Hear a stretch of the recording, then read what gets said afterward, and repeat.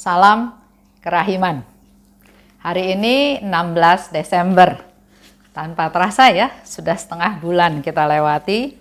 Dan hari ini kita akan bahas dari diary nomor 561 dan 564. Kita mulai ya. Dalam nama Bapa dan Putra dan Roh Kudus. Amin. 561. Seketika itu juga aku melihat gambar itu di sebuah kapel yang kecil.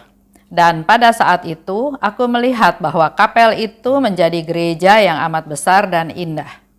Dan di dalam gereja ini aku melihat Bunda Allah bersama sang bayi di dalam pelukannya. Sesaat kemudian bayi Yesus menghilang dari pelukan ibunya. Dan aku melihat gambar Yesus yang tersalib itu menjadi hidup. Bunda Allah memberitahukan kepadaku agar melakukan apa yang telah ia lakukan. Supaya juga pada saat penuh sukacita, aku selalu mengarahkan mataku kepada salib. Bunda Allah juga mengatakan kepadaku bahwa rahmat yang diberikan Allah kepadaku bukan hanya untuk diriku sendiri, tetapi juga untuk semua jiwa.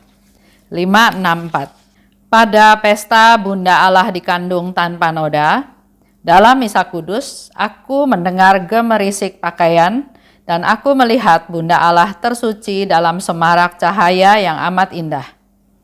Pakaiannya putih dengan ikat pinggang biru. Ia berkata kepadaku, "Engkau memberiku sukacita yang besar ketika engkau menyembah Tritunggal Kudus karena rahmat dan anugerah yang diberikannya kepadaku." Dan serta-merta ia menghilang. Di situ Suster Faustina bercerita ya, sharing. Aku melihat gambar kerahiman ilahi dengan tulisan Yesus engkau andalanku di suatu kapel kecil. Dan melihat kapel itu menjadi gereja yang amat besar dan indah. Jadi Suster Faustina melihat satu penglihatan di mana gambar Yesus yang Maha Rahim ada di gereja itu, tapi suatu saat gereja itu menjadi gereja yang amat besar dan indah. Di dalam gereja itu aku melihat Bunda Allah bersama sang bayi di dalam pelukannya. Sesaat bayi Yesus menghilang dari pelukan ibunya dan melihat gambar Yesus tersalib itu menjadi hidup. Kalau kita bicara tentang gambar Yesus yang menjadi hidup, ini kita juga bisa ingat cerita dari Ugo Vesta. Ya. Ugo Vesta dengan segala macam penyakitnya sehingga dia nggak bisa berjalan berdiri tegak. Harus didorong, harus duduk di kursi roda. Dan pada waktu itu dia ikut audiensi Bapak Paus. Waktu Bapak Paus Yohanes Paulus mendekati dia tanya, "Apa yang kamu perlukan?" Ya, Ugo Vesta ini berdoa minta kepada Bapak Paus untuk berdoa buat dia supaya dia memperoleh kesembuhan dan ya banyak permohonan lain ya. Tapi yang mau jadi penekanan saya di sini adalah Bapak Paus bilang, "Kamu sudah pegang gambar kerahiman ilahi." Memang pada waktu itu dia di kursi rodanya memegang gambar kerahiman ilahi. Dan Bapak Paus katakan, "Kamu sudah memegang gambar kerahiman ilahi, gambar Tuhan yang Maha Rahim. Apalagi yang menjadi khawatir kamu," katanya gitu ya. Terus ya sudah, pertemuan itu selesai. Tapi buat Ugo Vesta ini menjadi sesuatu semacam teguran, semacam konfirmasi, semacam pemberitahuan. Karena beberapa waktu sebelum ketemu Bapak Paus, Ugo Vesta ini bertemu dengan sekelompok suster-suster. Dan suster-suster ini mau pergi ke Trente. Suster ini udah ajak, "Ayo ikut ke Trente ya." Tapi Ugo Vesta nggak mau karena memang dia mau ketemu sama Bapak Paus. Tapi pada waktu setelah kejadian itu dia ingat lagi. Karena waktu itu suster-suster mengajak ke Trente untuk datang ke satu gereja. Di situ juga ada gambar Tuhan yang Maha Rahim ya, seperti gambar yang dibawa oleh Ugo Vesta. Jadi dia tergerak untuk pergi ke sana. Dia pergi ke Trente dan di situ memang lihat ada gambar Yesus, gambar kerahiman ilahi yang besar. Di sana dia berdoa. Hari pertama, hari kedua, hari ketiga waktu dia berdoa, dia merasakan badannya panas, dia merasakan tangannya Yesus yang ada di gambar yang Maharahim itu terjulur ke dia dan memberkati dia. Dan tiba-tiba dia berdiri dan luar biasa, dia sembuh. Kejadian ini dia kumpulkan tanda tangan karena di situ ada umat-umat yang lain yang juga ada di gereja tersebut. Jadi di balik gambar Tuhan yang Maha Rahim, semua orang yang menyaksikan mujizat itu bertanda tangan ya di kertas tersebut. Dan sekian lama kemudian Ugo Vesta pergi lagi ke Roma, ketemu lagi Bapak Paus dan dia sharing. Dia mau berterima kasih karena memang betul melalui gambar yang Maha Rahim dia mengalami kesembuhan. Bahkan kalau kita lihat fotonya ya, setelah dia mengalami kesembuhan dia jauh lebih gagah, lebih sehat, lebih luar biasa daripada sebelum dia menderita sakit. Itu cerita tentang mujizat di mana Yesus bergerak ya, memberkati, tangannya terulur memberkati Ugo Vesta. Ini juga seperti yang Suster Faustina lihat, dikatakan ya bahwa melihat gambar Yesus tersalib itu menjadi hidup. Bunda Allah berkata agar melakukan apa yang telah ia lakukan. Jadi Bunda Maria minta kepada Suster Faustina, sebetulnya minta juga kepada kita semua anak-anaknya untuk melakukan apa yang dia lakukan. Meneladan ibu kita, Bunda Maria. Apa yang sudah dia lakukan, dia minta kita juga melakukannya. Rendah hati, percaya penuh pada Tuhan, berserah pada Tuhan, memuji Tuhan. Nggak ada khawatir apapun dalam hidupnya, walaupun dia tahu, waduh, masih muda, mengandung, belum menikah. Bagaimana pertanggungan jawab sama Yusuf? Waktu malam-malam disuruh pergi ke Mesir karena bayi-bayi mau dibunuh sama Herodes. Dia juga pergi, dia juga mentaati, dia juga setia, dia percaya penuh pada Tuhan. Supaya di sini dikatakan ya, juga pada saat sukacita, aku selalu mengarahkan mataku pada salib. Nah, di sini satu konfirmasi lagi dari Bunda Maria. Selain meneladan dia, tapi dia juga minta supaya walaupun sedang bersukacita, tetap selalu mengarahkan mataku pada salib. Kita seringnya lupa ya, kalau kita bersukacita, kita bersukacita. Kita lupa. Tapi di sini Bunda Maria mengingatkan walaupun kita bersukacita, selalu arahkan pandanganmu pada salib, pada sumber kerahiman, pada Tuhan Yesus yang menolong kita, yang menghibur kita, yang menyelamatkan kita. Rahmat yang ia berikan, yang diberikan Allah padaku, bukan hanya untuk diriku sendiri, tapi untuk semua jiwa. Itu berlaku juga buat kita semua, kita diingatkan, kita mendapat banyak rahmat dari Tuhan. Bukan untuk diri sendiri, bukan untuk kepentingan sendiri, tapi untuk semua jiwa. Contoh ya, dikatakan di situ bahwa Bunda Maria kan bilang bahwa ikut aku, teladani aku, walaupun aku dalam sukacita tetap memandang salib. Walaupun saya bersukacita karena Yesus berkorban untuk saya, wafat di salib. Oleh sebab itu dalam hidup kita, kita tetap harus fokus kepada Yesus. Yesus yang menyelamatkan saya. Jadi di dalam segala kehidupan kita, tantangan, permasalahan, juga kegembiraan, kita tetap difokuskan hidup kita pada Yesus yang sudah menderita untuk kita. Yesus yang membela saya, Yesus yang menyelamatkan saya. Karena sukacita itu kan suatu keadaan yang sementara. Bisa ada sukacita, bisa ada duka cita. Bisa ada kegagalan, bisa ada keberhasilan.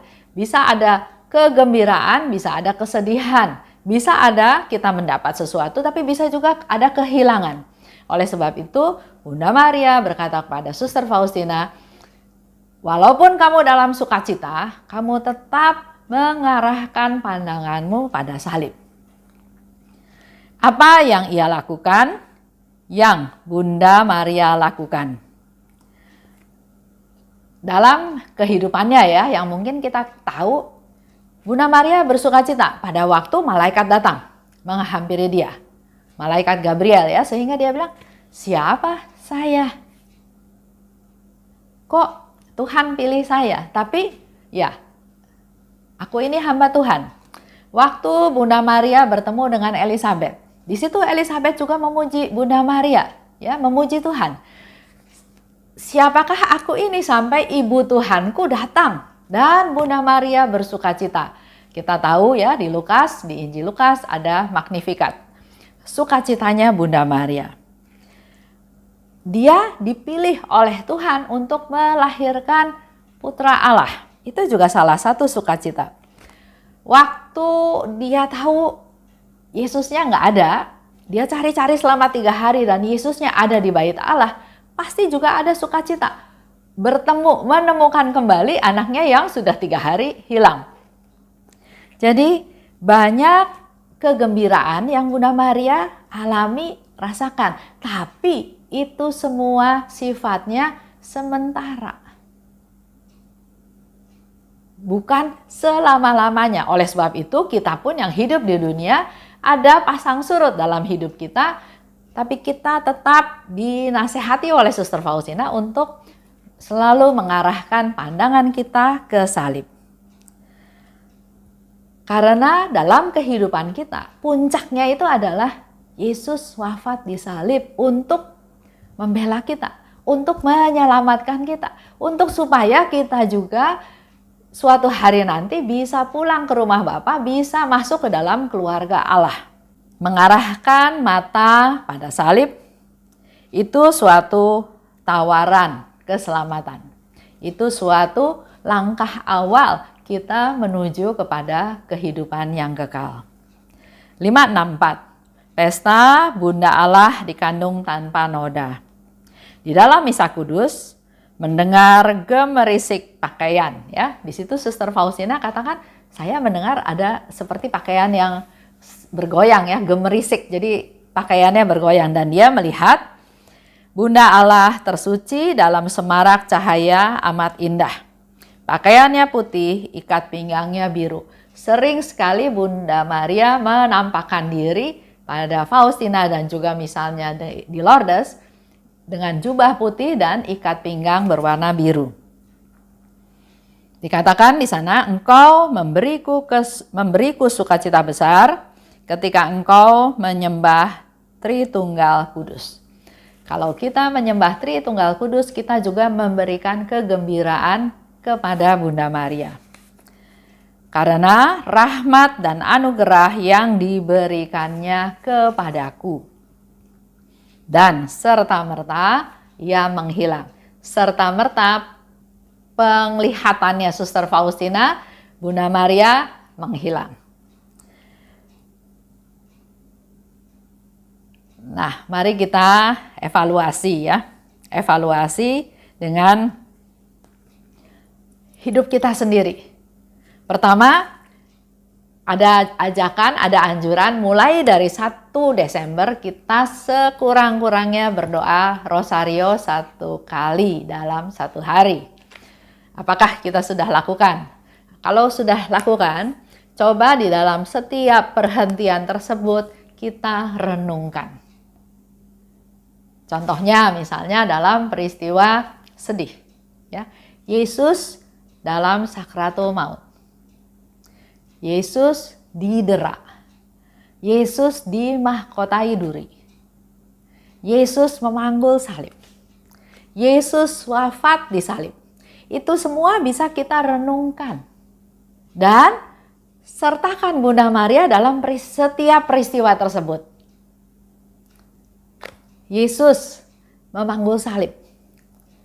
Dengan segala keberadaannya, dengan siksaan yang dia sudah terima, dengan cambukan, dengan dorongan, dengan mungkin kelaparan, kedinginan atau banyak hal ya yang dialami oleh Yesus secara fisik. Bunda Maria mengikuti Yesus, melihat anaknya yang dikasihinya harus menderita seperti itu. Bagaimana perasaan Bunda Maria? Pasti iba, pasti sedih, pasti kasihan, dan berdoa.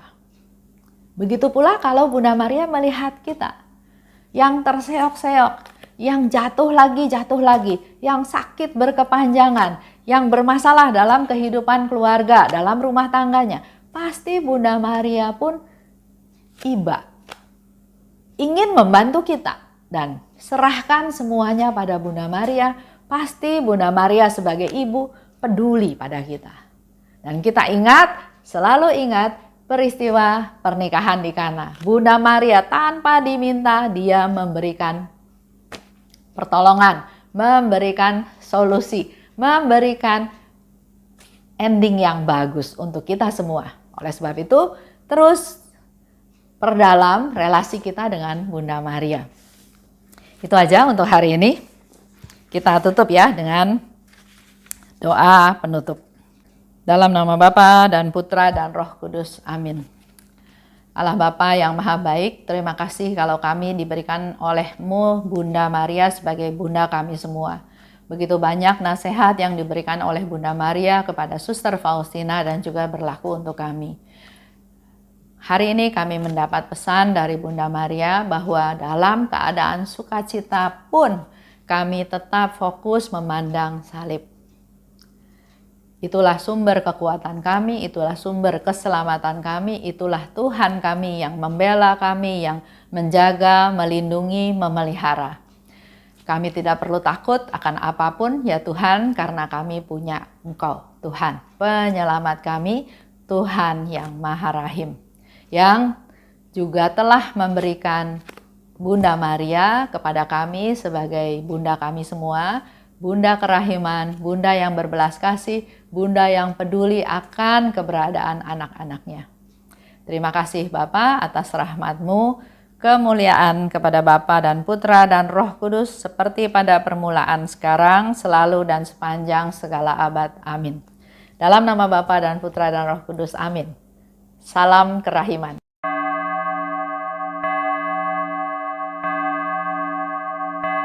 Hatiku